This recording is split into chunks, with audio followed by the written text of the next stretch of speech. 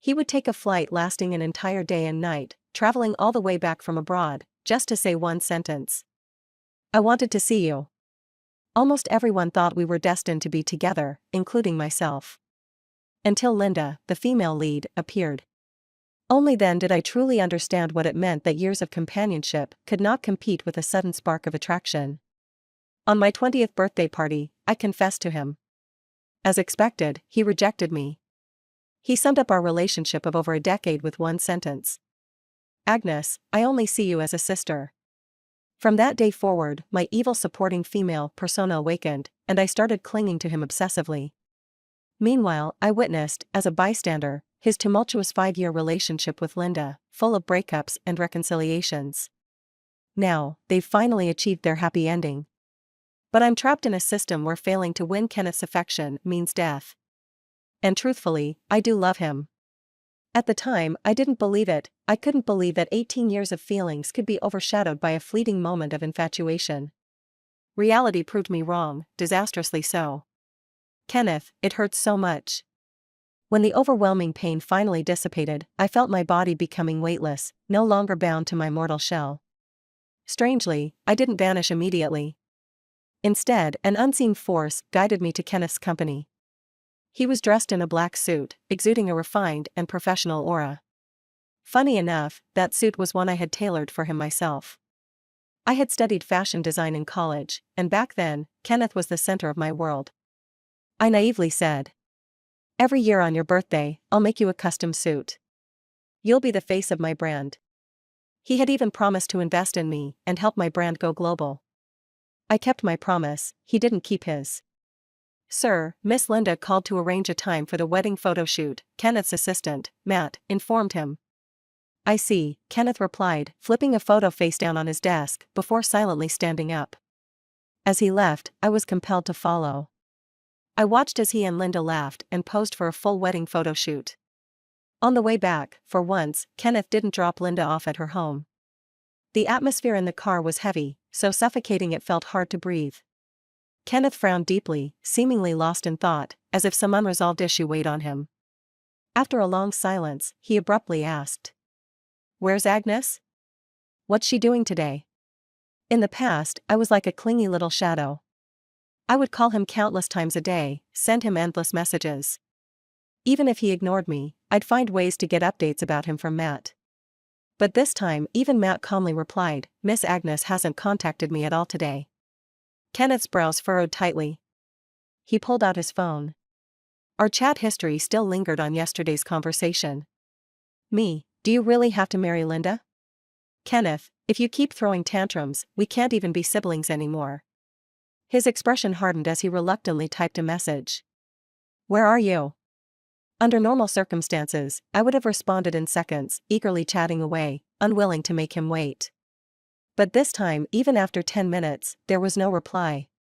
Kenneth finally sensed something was off and instructed Matt to the villa. This villa had been a gift from Kenneth for my coming-of-age ceremony. I stubbornly stayed there and refused to move out, even keeping the butler he'd arranged for me. When Kenneth arrived, the villa was eerily quiet. The only one bustling about in the living room was the butler. Kenneth adjusted his cufflinks nonchalantly and ordered, "Tell her to come down and see me." At the mention of my name, the butler's vacant expression cracked into one of sorrow. He glanced at Kenneth with a mix of grievance and sadness, before slowly uttering, "Miss Agnes has passed away." Kenneth froze for a moment, then let out a scornful laugh. "What new trick is she playing now?" I might have been willful, but I would never joke about life and death. Yet his trust in me was so fragile that he didn't even bother verifying. Certain I was just throwing another tantrum, he left with a parting message for the butler to relay. "Tell her not to come to my wedding. Linda doesn't like it, and neither do I." The butler's gaze flickered, holding a faint trace of pity and restrained resentment as he looked at Kenneth. Kenneth spent less than 10 minutes in the villa before leaving in a hurry. As he got into the car, Matt hesitated, noticing the absence of anyone following him. "Sir, Miss Agnes didn't come down to see you?" After all, in the past, I wouldn't let him wait even a second longer than necessary. Looking back now, apart from being a pawn in the system, I was nothing more than a shameless, unrelenting admirer. "Agnes, you truly deserved this end. Kenneth's brows tightened as his mood grew increasingly agitated. He snapped, "Don't mention that name to me again." Matt opened his mouth as if to speak, but ultimately swallowed his words, silently watching Kenneth's worsening frustration. I sat silently in the back seat, right next to Kenneth. He seemed restless, aimlessly driving around the city for hours. His thin lips were pressed into a straight line. He clutched his phone tightly, glancing at it repeatedly, though the screen remained dark. I didn't know what he was waiting for. Was he hoping I'd call him? Send him a message? Oh, I suddenly remembered. Kenneth once told me I was his anchor, the one constant that brought him peace. One time, after Linda had hurt his pride, he came to me drunk in the middle of the night, a mess of emotions. Wrapping me in a tight embrace, his warm breath fanned against my neck, and he murmured softly, "What would I do without you?" That was the closest I'd ever come to winning Kenneth over. If I had stayed the night with him, given his rigid sense of responsibility, he wouldn't have ignored me. But I didn't want to use such cheap tricks to keep him by my side. I wanted to stand before him with dignity. So, I always appeared during his lowest moments. I'd seen him at his most vulnerable countless times, but was never by his side to share his triumphs. During his chaotic 5-year relationship with Linda, they loved and fought relentlessly. Every time he achieved something, he'd childishly run to her, raising his chin in pride and taunting her. "Linda, you're no match for me." Linda, infuriated, would tear up. Kenneth would then panic, fumbling to console her. And I would stand at a distance, staring blankly at the scene that burned my eyes. For 5 long years, I lost count of how many times I'd witnessed moments like these. I wanted to give up. But every time the thought crossed my mind, the system's piercing warning of annihilation echoed in my head. As dawn broke, the sky shifted from misty blue to a faint white as the sun struggled to rise. Kenneth had waited for me all night, only to find no reconciliation. He closed his eyes briefly, then said coldly, "To the office." "Yes, sir." After arriving at the office, Kenneth paced back and forth, visibly agitated. His gaze shifted and landed on the overturned photograph on his desk. "In the rush yesterday, I didn't get a clear look at who was in the photo. Was it Linda? These past few days, they've been inseparable. Has he missed her so much that he needs a picture to console himself? For the past 5 years, he and Linda have had their ups and downs, yet the person who's been by his side through it all is still me." Before my 20th birthday, Linda came to me with a confident tone and declared, "Agnes, in the end, I'll be the one who gets Kenneth." I was stunned, but I didn't take her words, which sounded like a declaration of war, to heart. How could that be? Kenneth and I share a deep bond. My birthday party was entirely organized by him, grand and elaborate. So, we made a bet. At the party, I confessed to Kenneth, "I like you." The crowd erupted, clapping and cheering, "Be together. Be together." I waited anxiously for his reply, torn between anticipation and unease. But Kenneth hesitated. His gaze wandered through the crowd before he gave me an answer, almost reluctantly. "Agnes, I only see you as a sister. If I've done anything to make you misunderstand, I apologize." In that moment, the mocking and shocked gazes of the crowd felt like countless sharp blades piercing my heart. A silent execution. I forced a smile, unsure of how to salvage the absurd situation. What I thought would be a natural, mutual affection turned out to be a self-inflicted humiliation. And yet, Linda stepped onto the stage, walking to Kenneth's side and standing shoulder to shoulder with him. With her arms crossed, she shot me a condescending look and said, "Agnes, I told you, didn't I? Kenneth doesn't like you. You brought this upon yourself." Kenneth turned to argue with her, scolding her for being reckless, completely forgetting that I was still caught in an awkward situation. "Sir, Miss Linda is here." Matt's calm voice broke the silence in the otherwise quiet office, pulling both of us from our respective thoughts. "Have her wait outside," Kenneth instructed emotionlessly, nodding before turning to enter the lounge. Inside, the lounge featured a massive walk-in closet filled with clothes of various styles, all carefully curated by me. I prepared them for him for any occasion. But now, as he meticulously picked an outfit from the dazzling array of choices, it was to dress up for a date with another woman. How ironic. All my efforts to unlock the door to his heart ended up tailoring a wardrobe for someone else. Linda, who was supposed to wait outside, barged into the office uninvited and picked up the photograph on the desk. When Kenneth emerged and saw her, his fury was palpable. He lashed out, "Who gave you permission to touch my things?" His sudden anger left everyone stunned. Linda froze for a second before snapping back and accusing him. "We're about to get married, yet you're keeping another woman's photo? What's the meaning of this?" "Another woman's photo?" So it wasn't Linda in the picture. Hearing this, I couldn't help but laugh inwardly. So Kenneth was playing games after all. Well, at least Linda could get a taste of the pain I once endured. The two of them broke into a heated argument that eventually ended with both storming off, leaving behind a mess in the office, and Kenneth's solitary figure. He bent down to pick up the photograph from the floor. Curious, I leaned closer to see who this woman was that Kenneth had hidden in his heart. Even Linda lost to her. But he deliberately shielded the photo with his hand, guarding it as though it were a treasure. I couldn't see a thing. Disappointed, I sighed but quickly let it go. What does it matter to the dead who the living cherish? Besides, I'm about to disappear anyway. Ring, ring. The desk phone's shrill ring pierced the silence of the office. Kenneth glanced at it, his gaze settling on the old-fashioned phone on the desk. A faint smirk tugged at his lips. He deliberately let it ring for a while, before lazily picking it up just as the call was about to end. "Hello," he said casually. The butler's calm, detached voice came from the other end. "Sir, how should we arrange Miss Agnes's funeral?" Kenneth's expression darkened. His brows furrowed, and he snapped impatiently. "Is Agnes still faking her death? Tell her this pathetic trick won't fool me.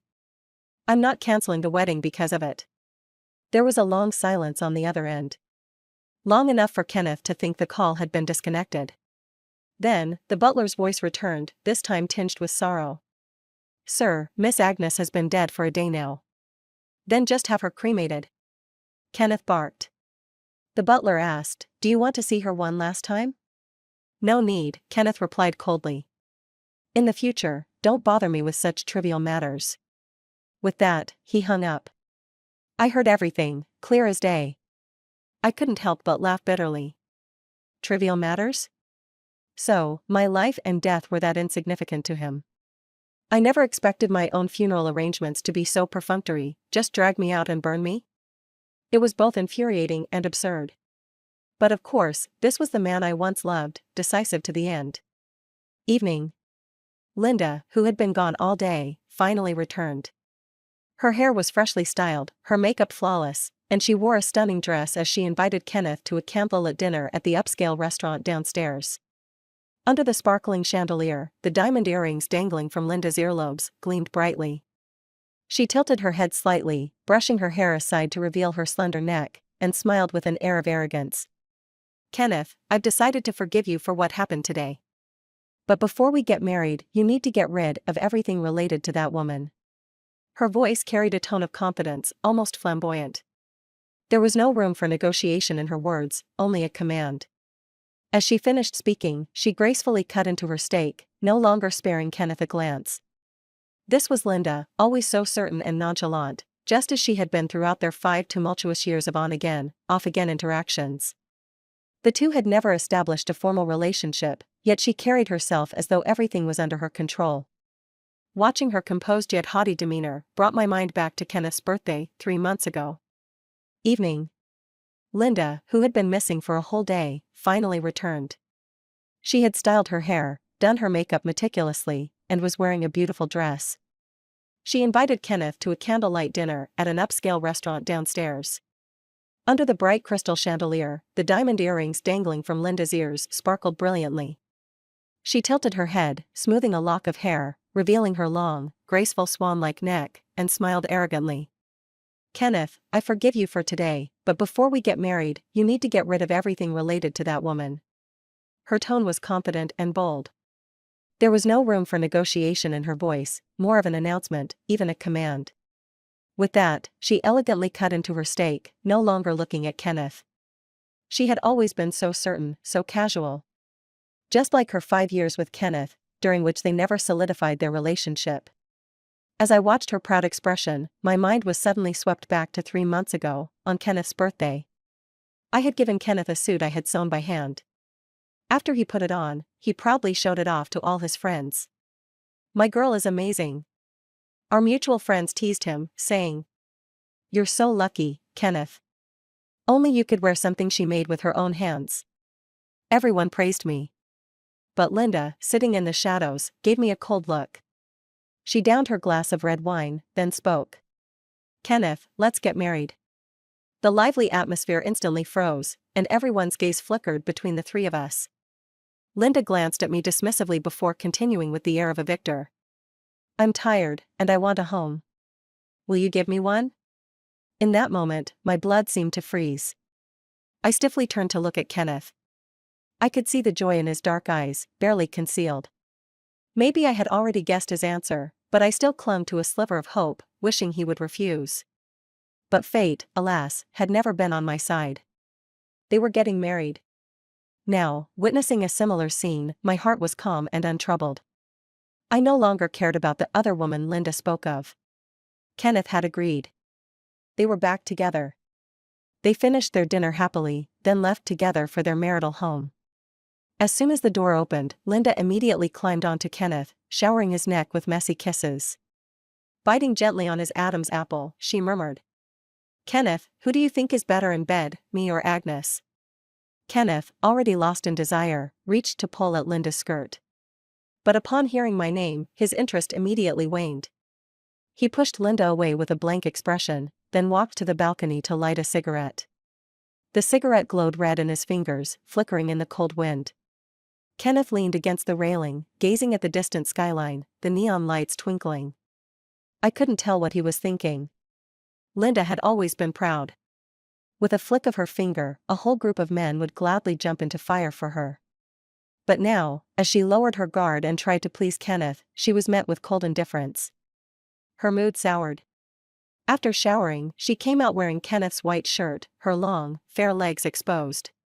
With an annoyed tone, she asked, "You seem pretty shaken when you hear Agnes's name. You're still thinking about her, aren't you?" Kenneth stubbed out his cigarette, tossing it into the trash. Irritated, he explained, "I've told you 100 times, she's my sister." "Sister?" Linda scoffed. "If she's just your sister, why does she follow you around all the time? What can I do? Agnes lost both her parents. I'm the only one she can rely on in this world." Linda's anger didn't lessen. "I hate you people who hide behind the excuse of sister and still do things that aren't clear at all. She knows I'm about to marry you, yet she still clings to you like this. She might as well be dead. It's better than embarrassing herself." Listening to their argument, I couldn't help but laugh. Linda truly was a fortune teller. I really was dead. I wouldn't be in anyone's way anymore. On the contrary, it was Kenneth who seemed unable to tolerate such words, snapping, "Shut up." Linda became even more aggrieved, roaring, "You're still protecting her. Kenneth, you don't love me." With that, she slammed the door and stormed off. The room fell into silence. Kenneth sat alone in the living room, smoking for hours. There were countless cigarette butts on the floor. Seeing him like this, I feared he might smoke himself to death. When his pack of cigarettes ran out, Kenneth shuffled in his slippers to find more. He didn't find any cigarettes, but he did find his phone on the coffee table. The screen lit up, and the notification bar was full of missed calls and unread messages. Scrolling all the way down, there wasn't a single message from me. Kenneth frowned as he opened my chat. "If you keep acting up, I'm marrying Linda the day after tomorrow." Seeing the message he sent me, I felt a wave of absurdity. What did this mean? Was he implying that if I showed up, he would call off the wedding? But before I died, I had asked him, "Are you really going to marry Linda?" Kenneth, my life or death is in your hands. But you wouldn't even give me a chance to live. Even if you spent your whole life as a widower, even if I never got to win you over, I could survive. But once you marry her, the system will declare my mission a failure. Failure means I no longer have the right to exist in this world." And as expected, my message still went unanswered. Bang! Kenneth suddenly threw his phone against the wall, and it shattered into pieces. That phone was a gift from me. I had secretly hoped we could use matching couple phones. Well, it's broken now. Broken is better. Now that I'm dead, all ties with Kenneth are severed. The next day, Kenneth didn't go to work as usual. Matt came looking for him. Sir, the tulips you ordered from Miss Agnes have arrived. Should we send them over? Send them. Kenneth spoke in a few words. If she wants to play dead, I'll send her the tulips. I don't believe she'll still hide away. Kenneth's tone was certain. Listening to this, I found it quite amusing. How much did I used to fawn over him for Kenneth to think that sending me a truckload of flowers would make me rush out to see him? And furthermore, he forgot, I'm allergic to tulips. Kenneth, you really don't care about me at all if you've forgotten this. Confident, he personally drove the truckload of tulips to Villa, where he had them planted in the backyard. The housekeeper heard the noise outside and came out. Kenneth waved at her, smiling brightly. Where is she? Tell her to come out. The housekeeper's eyelids flickered, and she numbly repeated, Sir, Miss. Has passed away. Kenneth's face instantly darkened, his lips curling with distaste. He muttered. I can tolerate the joke once or twice, but the third time, it's just not funny anymore. When Kenneth decided to marry Linda, I had fought with him for a long time. In the final days of my life, our relationship was almost completely shattered. Every day, I lived in intense fear and panic, waking up and asking Kenneth over and over. Are you really going to marry Linda? He replied, yes. In the beginning, he treated me like a child throwing a tantrum. But after a while, he became impatient and warned me. Agnes, if you keep this up, just leave. I shivered, my body soaked in cold sweat. The system kept sending me death warnings in my mind. 20 days remain before the mission expires. If you fail, the host will be eliminated. Please complete the mission as soon as possible. The vast world, and yet, I haven't seen enough of it. I humbly begged him. If you get married, will I die? Kenneth, even if we can never be together, could you please not get married? To me, this request felt absurd. How could Kenneth possibly agree? He simply blocked me.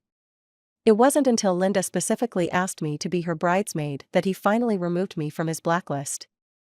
The butler still wore his usual wooden expression, sarcastically tugged at his lip, and finally told a lie. Yes, Miss didn't die. She went on a long trip. Kenneth, satisfied with the answer, finally smiled and nodded. Get her back as soon as possible. I'll allow her to attend my wedding. Ha ha ha. I almost burst out laughing when I heard this. Kenneth treated his wedding like what? Should I be so grateful that he allowed me to attend? Should I be bowing down to him? Don't be ridiculous. The butler, oblivious, nodded and agreed. I will. I will make sure to bring her to the wedding. With the promise made, Kenneth left in high spirits. Yesterday, Kenneth had ordered the butler to burn my body. So I wanted to see if the butler actually did it. But before I could drift into the villa, some mysterious force forcibly dragged me away with Kenneth. Why? Why, after I had already died, was I still bound to him? Was I born just for him? I felt a deep sadness for myself. In this life, I've never had a life of my own. I took the boy to be my everything, but we got lost in the passage of time. The third day after my death was Kenneth's wedding. He didn't visit the villa to see me. He wore a white suit, standing with Linda, who wore a luxurious wedding dress, truly a perfect match. But at his wedding, he kept zoning out, his eyes constantly wandering toward the door. When he and Linda exchanged rings, they missed, and the ring fell to the floor. Linda, clearly annoyed, growled, Kenneth. To everyone's surprise, Kenneth actually announced a pause in the wedding. The whole room went silent. The tensions that had been building up exploded. Linda ripped off her veil and angrily asked. What exactly do you mean? Kenneth whispered, she hasn't arrived yet. Who? Who hasn't arrived? I couldn't react, but Linda immediately guessed, Agnes? You're waiting for her? Kenneth stared at her, his gaze intense, and gently tried to calm her down. Linda, wait a little longer. Our wedding will be incomplete without Agnes. There was an obsessive, stubborn look on his face. To anyone looking, Kenneth seemed like a madman. Linda finally broke down, crying and shouting, the one who is supposed to marry you is me, not Agnes. Kenneth, do you even love me? Kenneth ignored her tantrum, continuing to wait for me. Just then, Matt walked in confidently and said, "Sir, Miss Agnes has arrived." At the sound of those words, Kenneth finally smiled in relief, but then his face darkened with anger. She's been hiding all this time and now she finally decides to show up. Matt, however, had a strange expression, but Kenneth didn't notice. He left the frantic bride behind and stormed toward the exit. "Agnes, you." Kenneth's face turned cold, ready to confront me, but as soon as he saw the scene in front of him, his voice froze. I, too, was stunned. The butler spoke coldly, "Sir, I brought Miss Agnes to your wedding. After the ceremony, we need to take her to the crematorium. My body was in a cold coffin, being driven here. The butler, he actually brought my corpse to Kenneth's wedding. What a move, this one is unforgettable." I looked up and laughed wildly.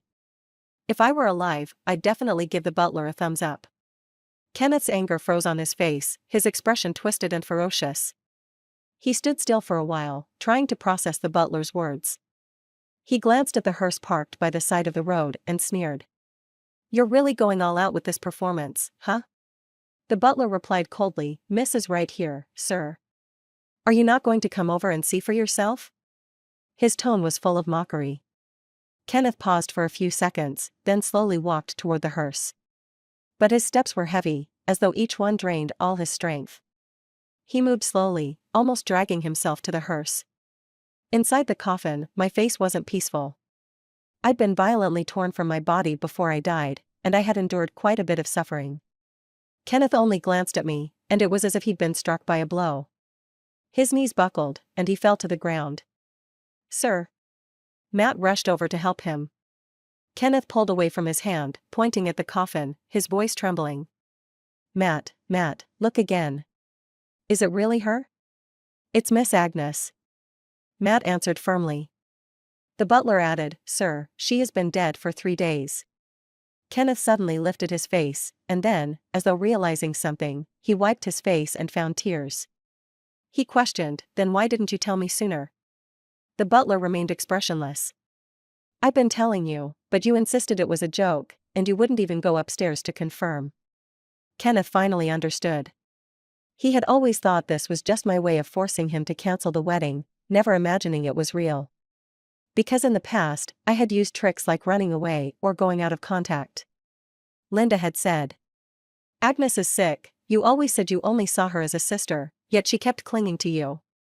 She loves to use these childish tactics to threaten you, Kenneth. Don't let her deceive you." And so, he believed Linda's words. He refused to trust me any longer. "Sir, I must take Miss to the crematorium now." The butler said this, then got into the driver's seat, and the hearse drove off. Kenneth stood frozen for a moment, then grabbed Matt's arm and ordered, "Drive, chase after them." They immediately got into a $1 million luxury car and started chasing the hearse down the road. I watched the scene, stunned, and thought, "Kenneth, this is utterly absurd. At least I'm dead now. If I were still alive, as the chased protagonist, I would surely have died of embarrassment." I floated to the crematorium. I watched as my body, once a person, was burned by the flames, turning into a pile of grotesque, ugly ashes, packed into a small black box. At that moment, the mysterious force binding me disappeared, and my soul felt light. It seemed that I was about to leave. When the staff brought out my urn, Kenneth instinctively reached out his hand, but the butler beat him to it. He said, "Sir, Miss wouldn't want to go with you." Kenneth coldly stared at the butler, his fingers curling and uncurling in frustration, unable to suppress the overwhelming despair crashing through him. "Agnes is the only one in this world for me. She can only come with me." He frantically went to grab the urn, but in the scuffle, it flew out of his hands. Matt's eyelids twitched, and he jumped to catch it, rolling with it on the ground. Both Matt and I sighed in relief when it finally landed safely. My ashes hadn't scattered. I didn't want to be scattered to the wind after death. Seeing that I was intact, Kenneth ordered Matt, "Give her to me. I'll take her home. To the home that truly belongs to us." These words sounded incredibly sarcastic to me. "Kenneth, that's your home, not mine." Matt hesitated, looking at me, then at the butler, unable to make a decision. Finally, the butler spoke. "Miss once said, if she died, her ashes should be scattered into the sea." She didn't want to stay in this painful world. Luckily, there's still one person in this world who remembers my words. For the past 3 months, Kenneth has been busy preparing for his wedding to Linda, and he hasn't cared about me at all. The daily countdown for the system's tasks has nearly driven me insane. In the end, I couldn't tell whether my obsession with pursuing Kenneth was because I wanted to stay alive or because I truly loved him. So many things were beyond my control. The moment Linda appeared, everything spiraled out of control. Many times, I couldn't even control myself. When I was drunk, I confessed to the butler. I'm not from this world. In my past life, I died horribly, captured by traitors, whipped with a salted whip until my skin was torn apart. They tortured me in countless ways. The trauma from death was so deep that when my soul was wandering between heaven and earth, something called a system bound me. It said it could give me a chance to live, and if I completed its tasks, I would be able to live a peaceful life until I grew old. What an enticing offer. So without a second thought, I agreed. Who was I supposed to pursue? It was the person I refused to reveal in my previous life, no matter how much they tortured me. Kenneth. I was just an ordinary fisherwoman, drifting through life and finally marrying you, while you were plotting for your imperial ambitions. I was pregnant and captured by your enemies, tortured to death without revealing your whereabouts, but you betrayed me in both this life and the last. How can I not resent this? When did she say that? Kenneth's face turned pale as he hurriedly asked. The butler met his gaze and said every word like a dagger to the heart. It was the night you spent with Miss Linda. She told me herself that your wedding day would be her death day. In the next second, the strong butler suddenly turned into a delicate beauty, slender and graceful, holding an oiled paper umbrella. She glanced at the urn that Matt was holding. The beauty pointed to where I stood. Her voice was seductive as she said, Agnes is standing right there. Tell me, in front of her, do you love her or not? Kenneth froze for a moment, then nodded repeatedly, as though he feared I might disappear if he hesitated for even a second. He said, I love her, I love Agnes. I love her. His voice grew weaker, mixed with suffocating despair and pain. This was the confession I had desperately longed for all my life, but when I finally heard it with my own ears, I found I didn't care anymore. I even felt a little disgusted. Really, it was disgusting. The beauty sighed softly, unfortunately, you woke up too late. She walked toward Kenneth, and her hand, glowing with blue light, passed in front of his forehead. Immediately, his mind cleared. The information he received appeared in my mind as well. In his past life, Kenneth had schemed to seize the throne and married the daughter of a powerful minister to secure his empire. As for me, his humble wife, I had long been forgotten, with not even a mention in history books. It was I, my resentment soaring to the heavens, who brought this beauty to me. She had offered me a test and eternal life, allowing me to travel between worlds as a task doer. I didn't want it. I only wanted to reunite with my husband. She sighed, what if your husband is an ungrateful man? I didn't believe it. And then, I traded my soul for this life. Now, what difference was there between me and the mermaid in fairy tales, who traded her tail for legs out of love? Every step I take feels like walking on a razor's edge, a pain too unbearable to describe. Only in the end did I regret it all. At this moment, I only wanted to return to the sea that belonged to me. Memories of 2 lifetimes poured into Kenneth's mind. The information was overwhelming, and he couldn't accept it. He struck his head in pain, calling my name. Agnes, I was wrong. I was wrong. I really didn't know it would turn out like this. In my past life, it was Linda. She told me you had no future, and I ran away with someone else. I thought setting you free was the best thing I could do for you. I never imagined it would turn out like this. It's all your fault. You thought it, but why didn't you ever bother to find out the truth? I shouted in fury. In my rage, my soul solidified, and I appeared before him. Seeing me, Kenneth was overjoyed and rushed forward to hug me. But he passed right through me. Staring at his empty hands, he stood frozen. The beauty glanced at him, her eyes showing no sympathy, and turned to me. Agnes, you failed to win Kenneth's heart. According to our agreement, your soul will be destroyed, and you will have no next life. Do you accept it? I accept. I lowered my eyes. All the consequences were what I should have borne. Kenneth screamed desperately, "Agnes, I love you. I really love you. I. I. I was deceived.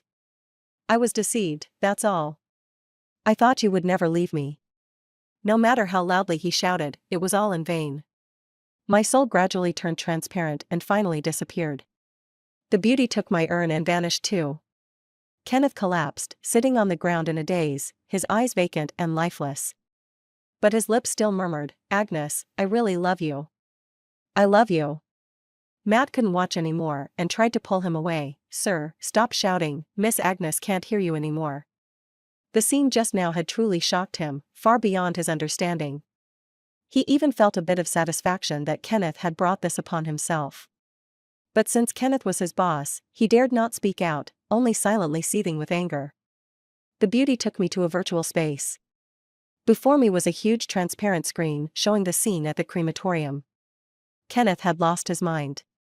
He refused to accept that I was gone. He rushed in and forced the staff to cremate him along with me. "If she's going to the sea, then I'll go with her." The staff stared at him in horror and called the police. Kenneth was diagnosed with a mental disorder and sent to a psychiatric hospital. In the hospital, he behaved erratically, harming himself with a knife every day without hesitation. Yet despite the blood flowing everywhere, he never died. Every time he woke up, the wounds had healed. He laughed foolishly, "How much do you hate me, that you won't even let me die?" Seeing him so crazed, I was stunned. I asked the beauty, "Will he become insane?" "No," the beauty said. "He's the only lucky one in this world. God won't let him die. He will live on, fully aware, enduring the backlash of his actions." Linda heard about him and bailed him out of the psychiatric hospital, bringing him back home. Seeing Kenneth so depressed, she scolded him angrily. "Is it just one woman? She's dead, so what? Kenneth, are you going to give up your company for a dead woman? Do you know how many people will lose their jobs if you don't work?" Her words were full of righteous indignation. It reminded me of when Kenneth, upon hearing of my disappearance, was torn between life and death. She had fabricated a lie, saying I had run off with another man. After 3 days of despair, Kenneth finally pulled himself together, seized control of Central City, and completed his grand plans. And now, the scene was repeating itself. Kenneth's eyes blazed with hatred. He raised a knife and, taking advantage of Linda's unpreparedness, plunged it deep into her. She had tried to educate him, but was caught off guard and lost her life. I doubt she'll ever understand how she died. It was truly absurd. I turned away, not wanting to watch this heart-wrenching scene any longer.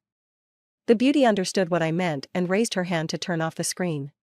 She said, "Instead of getting lost in love and hate, it's better to do something meaningful.